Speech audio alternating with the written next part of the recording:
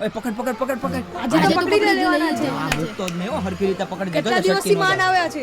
હા છટકી જાય. જોજે એલા એ પકડ તો ખરી. પકડેલા પણ જલ્દી પકડ. હાથ પકડ. જલ્દી પકડવાના. એ રાહુલિયા તું હાથ પકડ અને એ ઋષિ તું જલ્દી પકડ પકડ અને હું એનું ગળું પકડું છું હો. પકડ જલ્દી પકડ નકરી ભાગી જાય. એલા હરખી પણ રીતે પકડી દેજો. કેટલા દિવસથી છટકી એલા પણ છોકરાઓ તમે મને આ ક્યાં લઈ જાવ છો? અરે મૂકતો જ નહીં હો, હરખી રીતે. અરે આ મારો વાહો ઢોળાય છે. હા છટકી જાય. એલા હું તમારો સાહેબ છું સાહેબ. તમે મને આ ક્યાં લઈ જાવ છો ટીંગા ટોળી કરીને? તમે તો અમારા સાહેબ છો એટલે તો ટીંગા ટોળી કરીને લાવ્યા છીએ. નહીં હો, હરખી રીતે પકડી. એ છોકરાઓ આ કોને આમ ટીંગા ટોળી કરી લઈ જાવ છો? જરા ઉભા રહ્યો મારા બાપ. ઈને નિશાળે ન આવવું હોય તો કાંઈ નહીં, નારાયણ કાકા આ કોઈ નિશાળ્યો નથી, આ તો અમારા સાહેબ છે. પણ આમ કાંઈ સાહેબની ટીંગા ટોળી ન કરાય. ઈ તમારો ગુરુ કહેવાય. મૂકો એને, મૂકો નહીંતર આ લાકડીએ બઠી ના પાડી દઈશ.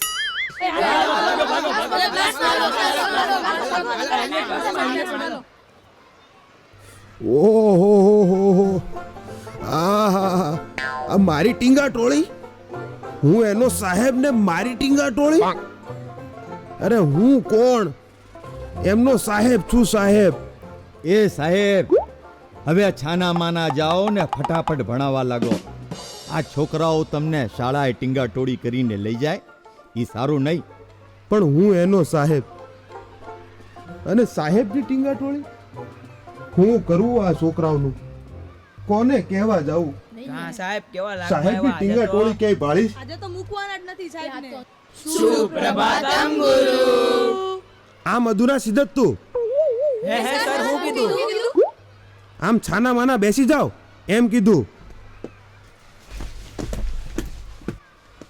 એ બધું તો ઠીક, પણ આવી રીતે મને ટીંગા ટોળી કરીને કેમ લાવ્યા? એ તો સર તમે 20 દિવસથી સ્કૂલે નતા આવ્યા ને એટલે અમને થયું કે આપણે સરને જ ભેગા લેતા આવીએ. પણ લાવવાની કંઈક રીત હોય ને. આમ ટીંગા ટોળી કરીને આમ પાડતા ને આખડતા ને.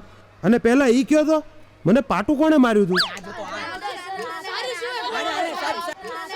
ચૂપ, ચલો પુરાની બાત પે મિટ્ટી ડાલો. હા સર, મનીષે કાલે સમાજ વિદ્યાની ચોપડી ખેતરમાં જઈને દાટી દીધી. કેમ એમ? સર સૌથી જૂની વાતો તો એમ જ હોય છે ને. ચૂપ, ચાલો મને અહીં સુધી લાવ્યા જ છો તો પહેલા હું તમને થોડા પ્રશ્નો પૂછું.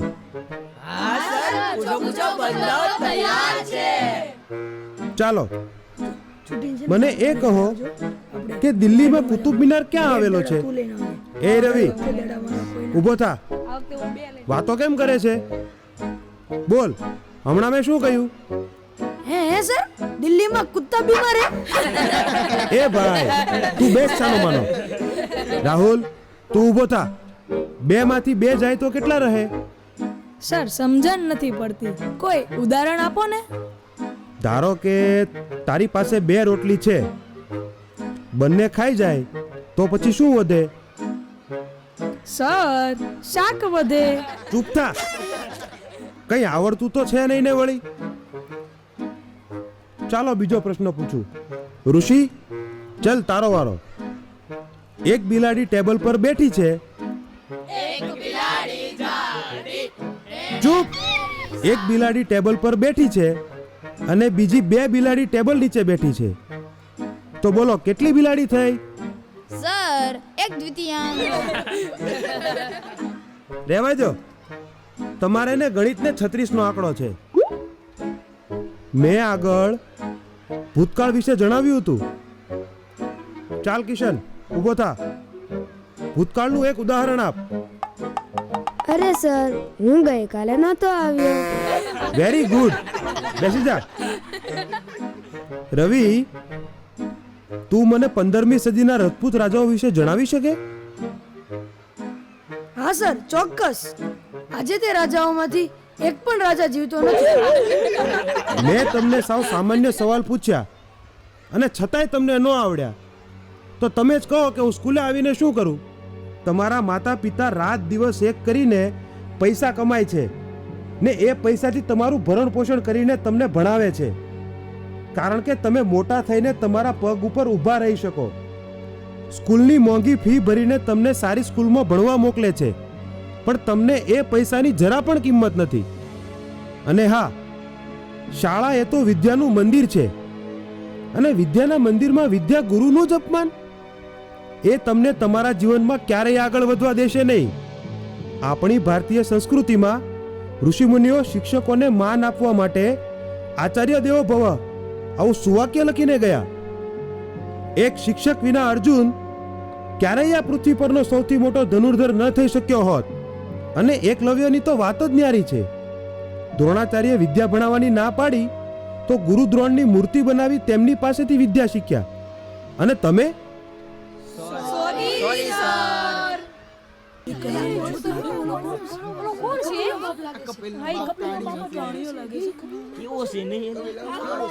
બોલો બોલો, તમે કપિલના પિતાજી ને? હા, હું કપિલનો પિતા છું. હા બોલો, કંઈ કામ હતું?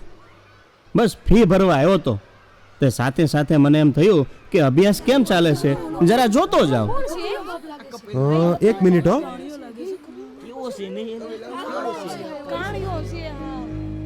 પપ્પા તમે ઘરે જતા રહો. જુઓ તો ખરા, તમને જોઈને બધા કેવી હસી ઉડાવે છે. અને અહીં આવવાની શું જરૂર હતી? પણ બેટા હું તો ફી ભરવા આવ્યો તો. પછી મને એમ થયું કે જરા તને મળતો જાવ. પણ ઘરે નહોતું મળાતું, અને રાત્રે તો હું ઘરે જ હોઉં છું. જાવ અત્યારે, અહીંથી જલ્દી જાવ. હા હા દીકરા, હું જાઉં છું. બસ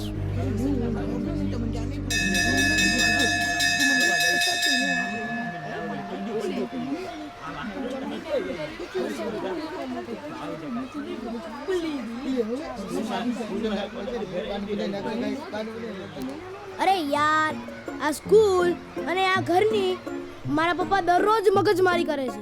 ક્યારેક તો એટલો બધો કંટાળો આવે છે કે આ બધું જ છોડીને એમ થાય કે આ ગિરનારમાં જગ્યા બુક કરાવી લઉં. એ ભાઈ, મારા પિતાશ્રીને મહિષી ગૃહમ છે. એ શું? અરે ભાઈ, ભેંસનો તબેલો. ગુજરાતીમાં ચોખ્ખી ખબર પડી જાય કે મારા પિતાશ્રીને કયો ધંધો છે, એટલે સંસ્કૃતમાં બોલ્યો. પણ યાર, મારા પપ્પા એમની સાથે રહીને એમની જેવા જ થઈ ગયા છે. સાંભળો ભાઈઓ, સાંભળો. તમને એમ હશે કે મારા મમ્મી પપ્પા ડોક્ટર છે એટલે મને કોઈ તકલીફ જ નહીં હોય એમ. રોજ સવારે ઉઠીએ ને ત્યાં એમનું રેડિયો શરૂ થઈ જાય. બેટા બ્રશ કર્યું? બેટા ગરમ પાણીએ નાઈ લેજે હો, નહીતર શરદી થઈ જશે. બેટા સાબુ દઈને નાહજે હો. જો બેટા વાળ છે ને વ્યવસ્થિત રીતે ઓળવાના હો.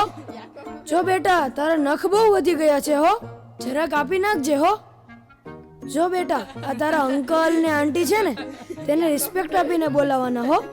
અરે ભાઈ, આ બધી જ સૂચનાઓ મને રોજ રેડિયોની જેમ મળે છે. બોલ લે. રામ રામ રામ રામ.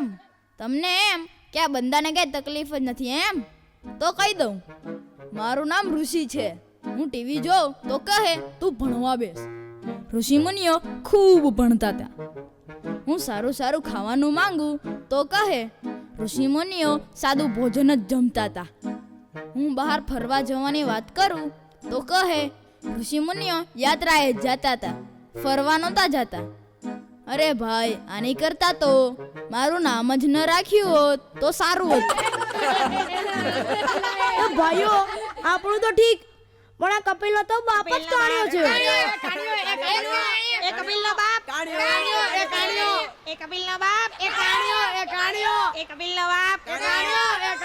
એ છોકરાઓ, આ શું બેઠા બેઠા નકરી મા બાપની ઠેકડી ઉડાડો છો? મા બાપ વગરના છોકરાને જઈને પૂછો. ખાવા ધાન નથી, પહેરવા કપડા નથી, ને રહેવા ઘર પણ નથી. તમને વગર માંગીએ આ બધું મળી જાય છે ને, એટલે ઢારાયું કરો છો. જાઓ ઘર ભેગા થાઓ, નતર આ લાકડીએ બઠ્ઠી ના પાડી દઈશ. જાઓ અહીંથી.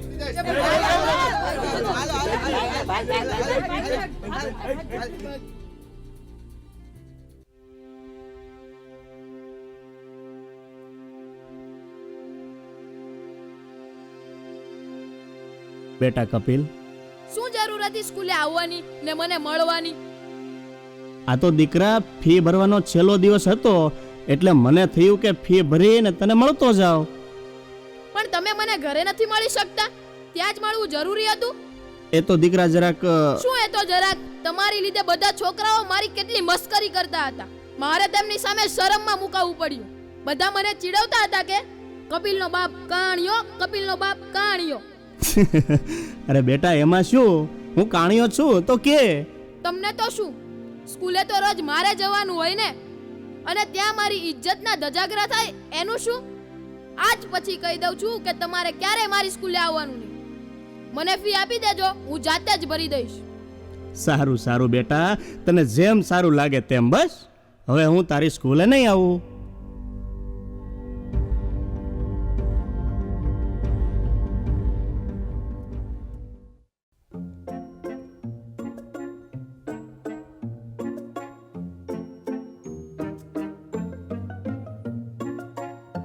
એ મેરું તો ડગે પણ જેના મુંડડા ડગે નહીં ને, ભલે ને પડી પડે ફરમાંડ.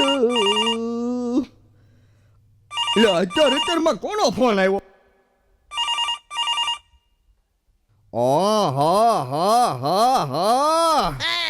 કેમ છો? મજામાં છો ને? એ મને તો એમ કે તમે પરલોક સીધાવી ગયા છો, પણ એ તમે નેથી તો ફોન નથી કર્યો ને?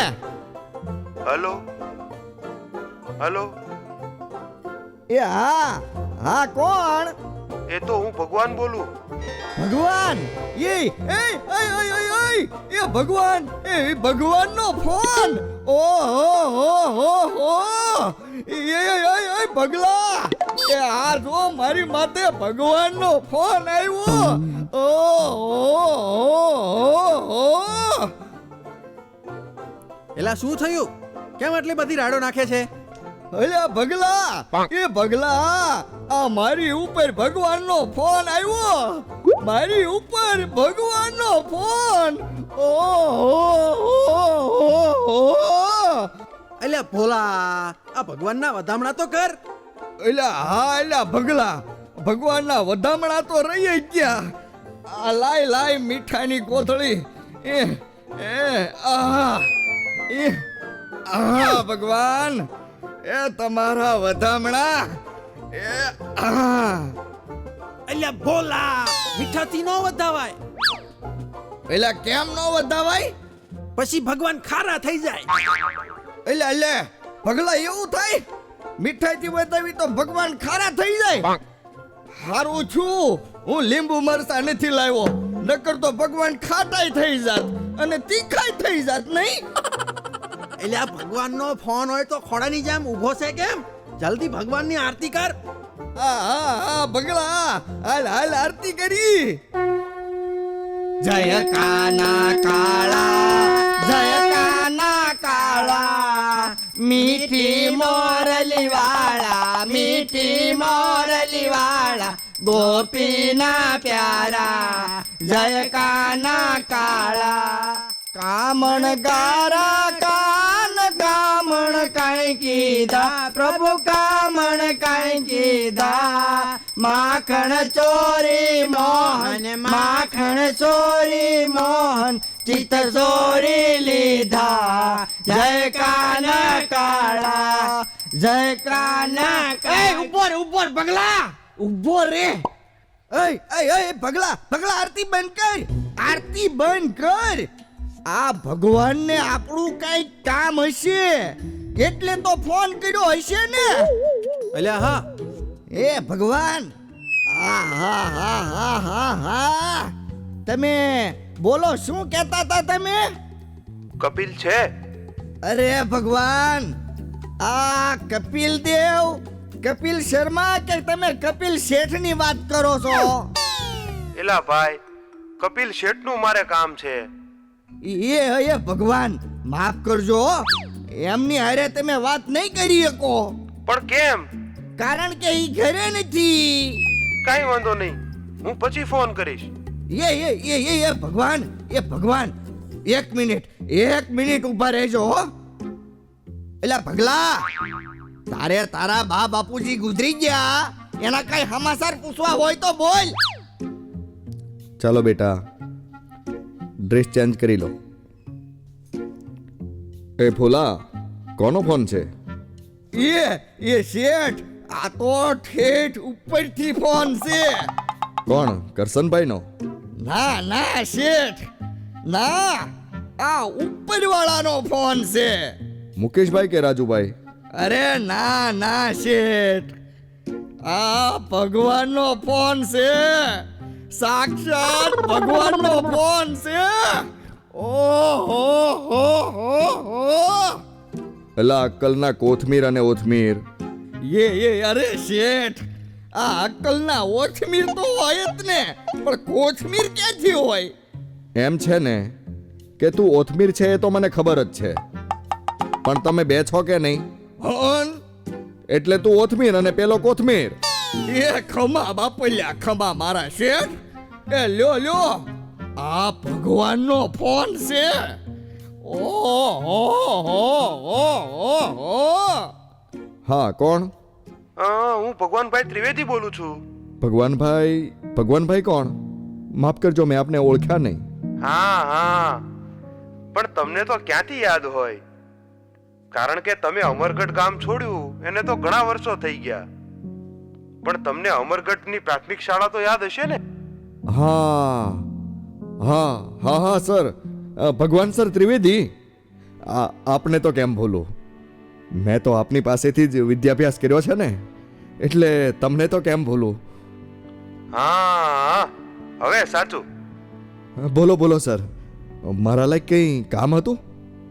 એ તો કપિલ, આપણી અમરગઢ પ્રાથમિક શાળાને પૂરા 50 વર્ષ પૂર્ણ થાય છે, એટલે આખાય ગામે ભેગા થઈને શાળાનો 50મો વાર્ષિકોત્સવ ઉજવવાનું નક્કી કર્યું છે ને આપણી શાળામાંથી જે વિદ્યાર્થીઓ ભણી ગણીને ખૂબ આગળ વધ્યા હોય અને ઘણી ઊંચી સફળતા પ્રાપ્ત કરી હોય તેમનું સન્માન પણ કરવાનું છે.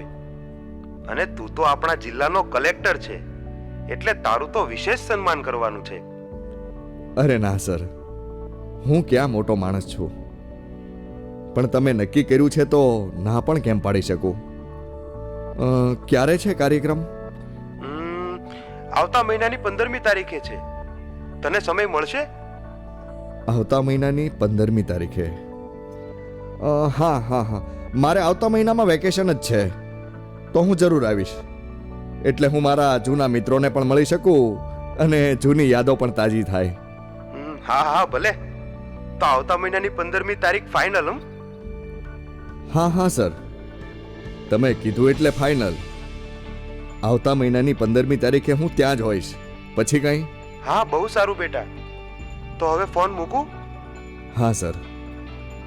હે શેઠ, તમને ભગવાન ન્યા બોલાવે છે? હા. શેઠ, તમે ક્યારે જવાના છો? આવતા મહિનાની 15મી તારીખે. એલા પગલા, આપણી તો નોકરી ગઈ, આપણે તો નિરાધાર થઈ જઈશું. કેમ ભોલા, એવું કેમ બોલે છો? શેઠ, તમે તો 15મી તારીખે ભગવાન પાસે જવાના ને, એટલે શું? એલા પગલા, હટ તૈયારી કર હવે. એ ઠાઠડી લાય, એ શ્રીફળ લાય. એ રુદ્ર શેઠ, મારા નાના શેઠ, તમે તૈયાર થઈ જાઓ. તમારે ટેકો નહીં કરવો પડે. એ ભોલા, એ પગલા, આ તમે બંને શું આદર્યું છે? તમે તો હમણાં ભગવાન હારે વાતું કરતા હતા કે હું 15મી તારીખે ને આવીશ. હા, તો જવાનું જ છે ને. એ તો મારા ભગવાન સરનો ફોન હતો કે અમારા અમરગઢ ગામની પ્રાથમિક શાળાને 50 વર્ષ પૂર્ણ થાય છે, તેથી એક કાર્યક્રમનું આયોજન કરવામાં આવ્યું છે અને તેમાં પોતાની જિંદગીમાં સફળ થયેલા અને મારા જેવા ઉચ્ચ અધિકારીઓનું સન્માન થવાનું છે અને મારું તો વિશેષ સન્માન થવાનું છે.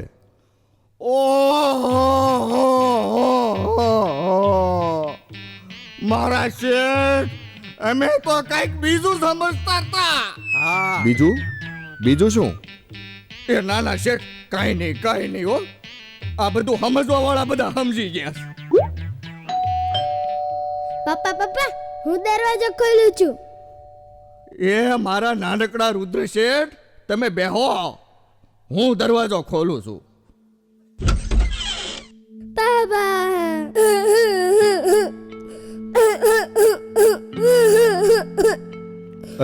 અરે બેટા, શું થયું? કોણ છે બોલા, જેને જોઈને આ રુદ્ર રડવા લાગ્યો? એ હે સાહેબ, આ એક આંખ ઉપર પટ્ટી બાંધેલો માણસ કોણ છે? કપિલ છે. હા સને, પણ તમે કોણ? હું કપિલનો બાપ છું. ઓહો હો હો હો હો! અરે મારા શેઠના બાપા, અરે મારા શેઠ, આવો આવો આવો. એ શેઠ, આ જો કોણ આવ્યું છે? કોણ છે બોલા? આ રુદ્ર કેમ રડવા લાગ્યો?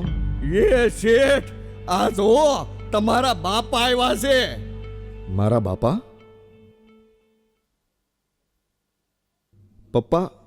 પપ્પા તમે?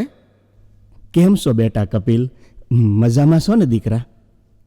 હા, જુઓ તમારી સામે જ ઊભો છું, ફિટ એન્ડ ફાઇન.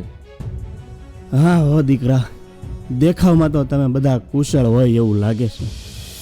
હા, તમારાથી દૂર રહીને અમે કુશળ જ છીએ. બોલો, શું આવ્યા તમે? બેટા, દીકરાનો બાપ છું, અને હવે તો તું પણ બાપ બની ગયો છો ને દીકરા. હવે તો તું પણ સમજતો હોઈશ કે બાપ અને દીકરાના હેતની હરવાણી કેવી હોય. 12 વર્ષથી તારું મોઢું નથી જોયું મેં, નથી તે ફોન કર્યો કે નથી ટપાલ લખી. દીકરા, હું તો અભણ માણા, મને આ શહેર કોણ બતાવે? આ જેની તેની પાસેથી તારા ખબર અંતર મળતા ને તો કહેતા કે તમારો દીકરો તો ભણી ગણીને મોટો અધિકારી બની ગયો છે, તેને તો લગ્ન પણ કરી લીધા છે, અને એક નાનો રૂડો રૂપાળો પુત્ર પણ છે. એટલે મને થયું કે લાવ, હું મારા દીકરાનું અને એના દીકરાનું મોઢું જોતો આવું. કારણ કે તું તો મોટો અધિકારી છે ને, તારે તો કેટલાય કામ હોય દીકરા. કદાચ તને સમય મળે કે ન મળે, તે મને થયું કે હું જ તને મળી આવું. એટલે બીજા પાસેથી તારું સરનામું લઈ અને અહીંયા સુધી મળવા આવ્યો છું દીકરા. આ મારો દીકરો રુદ્ર પણ તમને જોયા ને એટલે તરત જ ડરીને રડવા લાગ્યો. હવે તેને રડાવીને તમે મળી લીધું, અને હવે મળી લીધું હોય ને તો જાઓ અહીંથી. તમને મેં કેટલી વાર કહ્યું, છતાં પણ વારંવાર જ્યાં હોય ત્યાં પહોંચી જાઓ છો મારી ઇન્સલ્ટ કરવા માટે. પહેલા સ્કૂલમાં, પછી કોલેજમાં, અને હવે અહીં. નથી સમય મારી પાસે તમને મળવાનો. જાઓ અહીંથી. હા દીકરા, સમય તો હવે મારી પાસે પણ નથી. આ તારો દીકરો રડે તો તને પીડા થાય, પરંતુ રડવું તો મને પણ આવે છે. મારી ચિંતા કોણ કરે? હશે દીકરા, અહીં આવ્યો એ મારી ભૂલ. હવે આવી ભૂલ બીજી વાર નહીં કરું. ચાલ દીકરા, જાઉં છું. સુખેથી રહેજે અને દીકરાનું ધ્યાન રાખજે.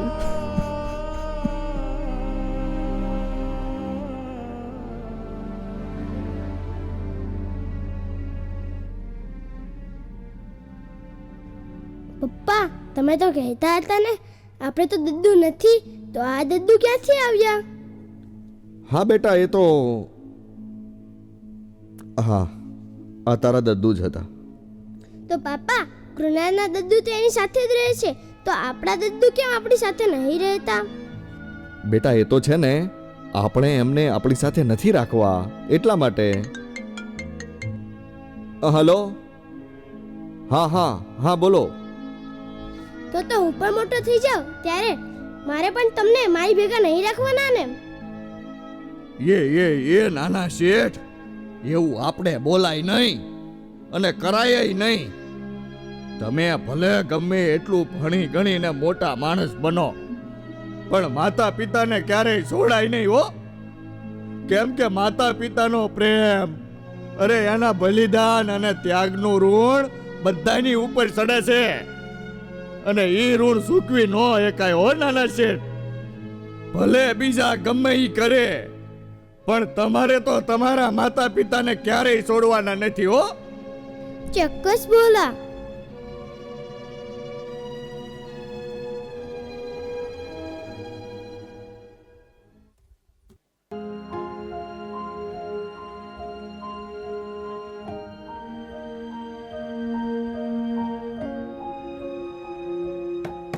ઓહો,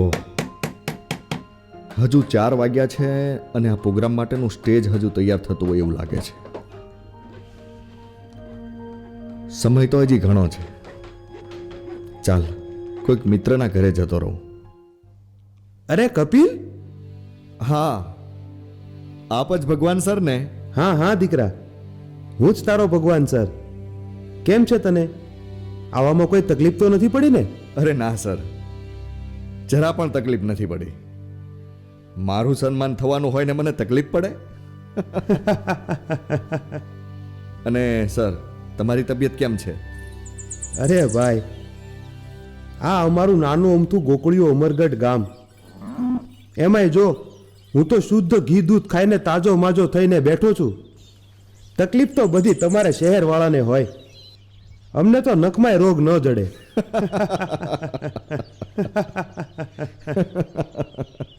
હા સર, એ વાત સાચી. ને બોલો સર, બીજું કેમ ચાલે છે? જો કપિલ, બરાબર 6 વાગે કાર્યક્રમની શરૂઆત થવાની છે, અને આ જો તડામાર તૈયારી ચાલે છે, અને તારું તો સન્માન થવાનું છે. અને હા જો કપિલ, તારે પ્રવચન પણ આપવાનું છે હો. હા હા સર, ચોક્કસ. આમેય હું તો શહેરમાં મોટા મોટા સેમિનાર પણ કરું છું, એટલે હું તો બોલી શકીશ. પણ મારે બોલવાનું છે શેના વિશે? કપિલ, તું તો જાણતો જઈશ કે એક બાળકની સફળતામાં તેના માતા પિતાનો ઘણો મોટો ફાળો હોય છે. અને તે તો એ પ્રત્યક્ષ અનુભવ્યું છે કે તારા પિતા તો એક આંખે કાણા હતા ને તારી માતા પણ ન હતી, છતાં એણે તને એકલા હાથે રાત દિવસ એક કરીને કાળી મજૂરી કરીને તને ઉછેર્યો છે. એટલે જ તારી માટે એક વિષય પસંદ કર્યો છે કે તમારી સફળતામાં તમારા માતા પિતાનો ફાળો. મારી સફળતામાં મારા માતા પિતાનો ફાળો? હા, અને એના વિશે તું શું બોલીશ? એ તો સર, હા સર, હું સાંજ સુધીમાં તૈયાર કરી લઈશ. સારું સારું કપિલ, કાંઈ વાંધો નહીં. તો સર, હું રજા લઉં? હા, ટ્રાવેલિંગ કરીને તું થાકી ગયો હોઈશ, એટલે ફ્રેશ થઈને તરત પાછો આવી જજે હો. હા હા સર. આ સાહેબે મને વિષય તો આપ્યો, મારી સફળતામાં મારા માતા પિતાનો ફાળો, પણ આ વિષય માટે તો મારે ઘરે જ જવું પડશે.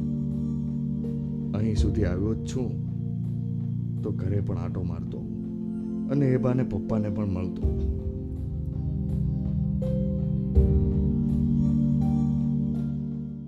પપ્પા, એ પપ્પા,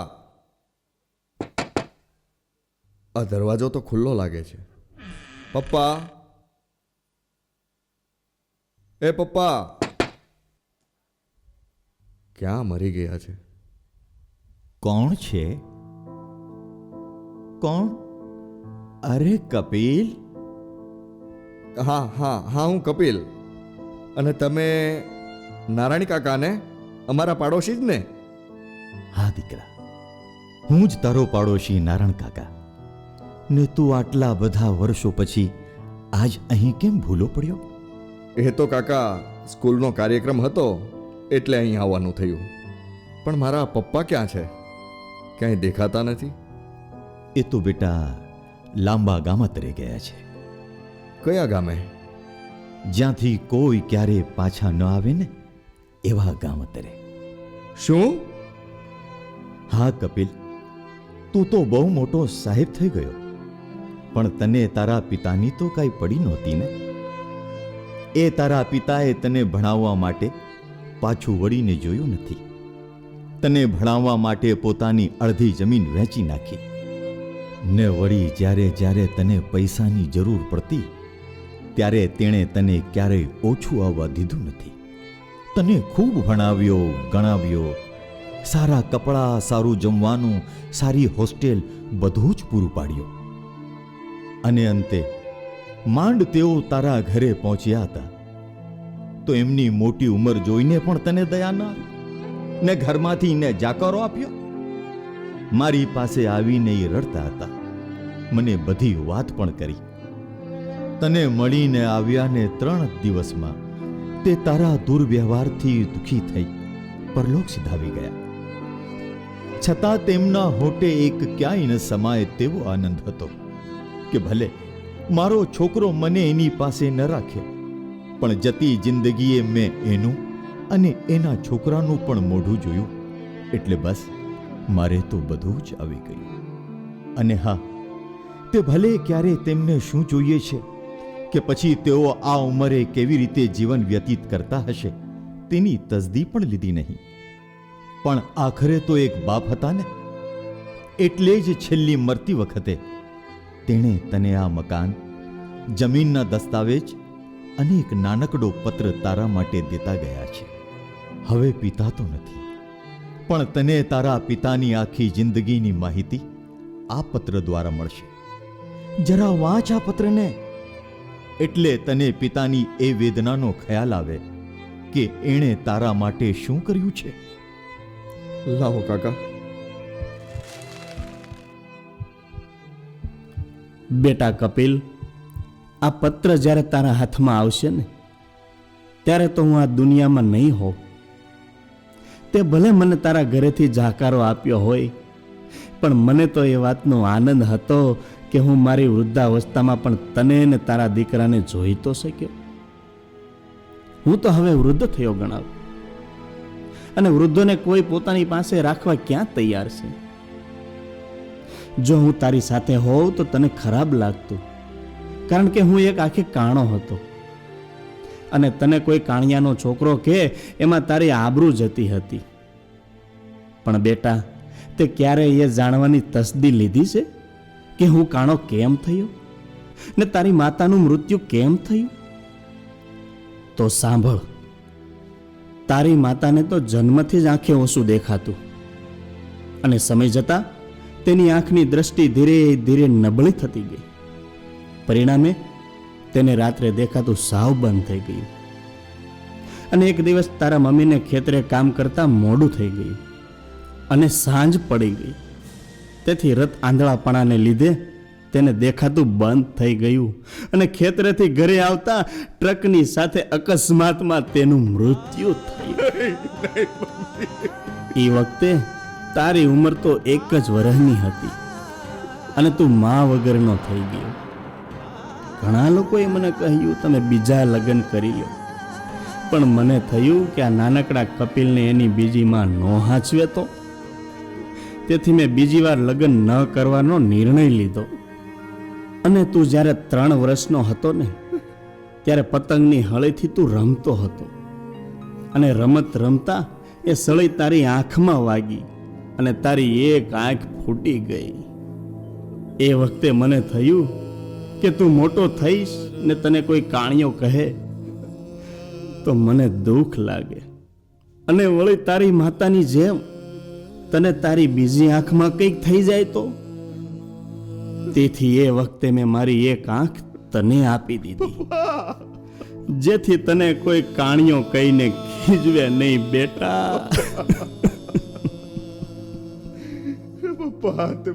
અને હા બેટા, મને તો એ વાતનો વિશેષ આનંદ છે કે મારું અસ્તિત્વ ભલે ન રહે, પણ તારામાં રહીને હું આ જગતને જોતો રહીશ.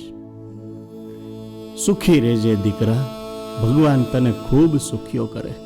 પપ્પા, મને તો નરકમાં પણ કોઈ ન સાચવે એવી મોટી ભૂલ કરી છે મેં.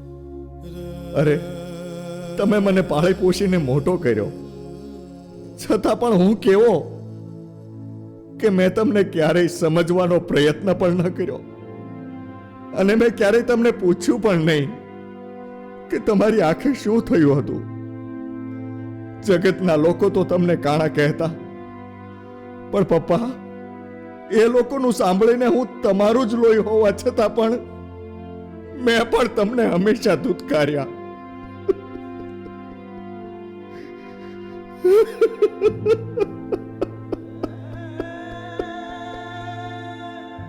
પપ્પા, તમે મને તમારી એક આંખ આપી દીધી ને મને તમે સાધો ને સારો રાખ્યો. આવું કોણ પોતાના પુત્ર માટે કરે? પણ છતાં આપ તો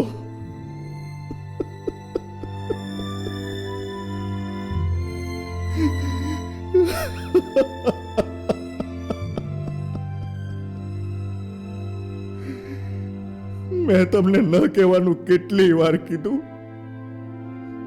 છતાં તમે મને તો હંમેશા તમારો દીકરો જ ગણ્યો. અરે હું તો તમારો દીકરો કહેવાને પણ લાયક નથી પપ્પા. હું તો તમારો દીકરો કહેવાને પણ લાયક નથી. ધિક્કાર છે મને પપ્પા, ધિક્કાર છે મને.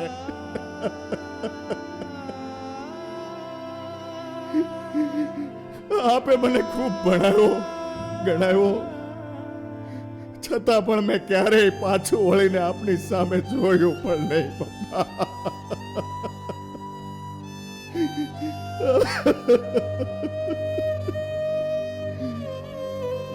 બાર વર્ષ પછી જ્યારે તમે મને મળવા આવ્યા ત્યારે પણ પપ્પા હું તમને ઓળખી ન શક્યો અને બધાની વચ્ચે તમારું અપમાન કર્યું પપ્પા.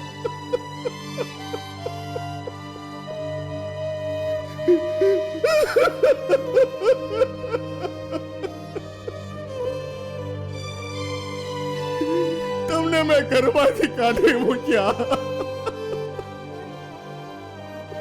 તમને ક્યારેય મળ્યો પણ નહીં.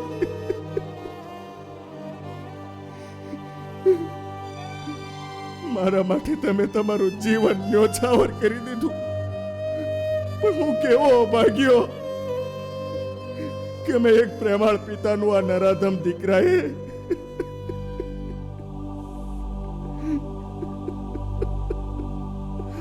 પપ્પા મેં જ આપની હત્યા કરી નાખી છે.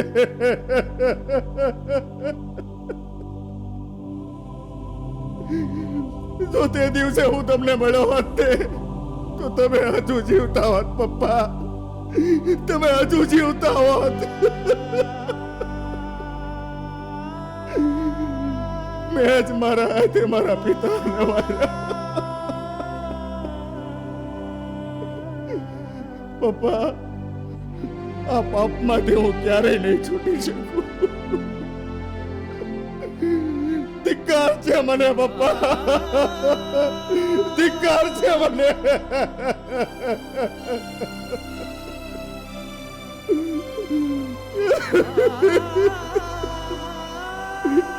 નારાયણ કાકા, ધિક્કાર છે મને, ધિક્કાર છે. શાંત થા બેટા કપિલ, શાંત થા. ધીરજ રાખ બેટા. તારા જેવો દુર્ભાગી પુત્ર કોઈ નહીં હોય. પણ સાંભળ, હા પસ્તાવો વિપુલ ઝરણું સ્વર્ગમાંથી ઉતર્યું છે. પાપી તેમાં ડૂબકી દઈને પુણ્યશાળી બને છે. કપિલ, હવે કાંઈ રડવાથી તારા પિતા પાછા નહીં આવે. હવે તો પસ્તાવો જ કરવાનો રહ્યો. તું ક્યારેય એક પિતાના પ્રેમને સમજી ન શક્યો બેટા. જગતની નરી વાસ્તવિકતા એ છે કે જગતમાં મા બાપ જ એક એવું પાત્ર છે જે ઈચ્છે કે તેના સંતાનો એનાથી પણ વધુ સુખી થાય અને આગળ વધે. ઘરે બાળકના જન્મ પછી પોતાના બધા જ સપનાઓના પોટલા વાળીને અભરાઈ પર ચડાવી દે ને, એ બાપ હોય છે. પોતાના પરિવાર પર દુઃખ દર્દના ગમે એટલા તાપ તપતા હોય પણ જે પોતાના આત્મબળ, પરિશ્રમ અને લાગણીઓ રૂપી મલ્હારથી સુખરૂપી સમૃદ્ધિનો વરસાદ વરસાવે ને એ બાપ હોય છે. પોતે કેટલું ભણ્યા છે એ કદાચ ભૂલી જશે, પરંતુ પોતાના સંતાનને સતત ને સતત આગળ વધવાની પ્રેરણા આપે એ બાપ હોય છે. પોતાના કપડાં ગમે એટલા ફાટેલા ભલે ને હોય, પરંતુ પોતાના સંતાનને હંમેશા નવા કપડાં પહેરાવી એને ટનાટન રાખવાનો કિમિયો રાખનાર એ કિમિયાખોર આખરે તો બાપ જ હોય છે. યાદ રાખજે દીકરા, ધરતી અને આકાશને પણ ક્ષિતિજનું માપ હોય છે, પણ જેને આકાશ પણ ના આંબી શકે એક બાપ હોય છે. એ એક બાપ હોય છે, એક બાપ હોય છે.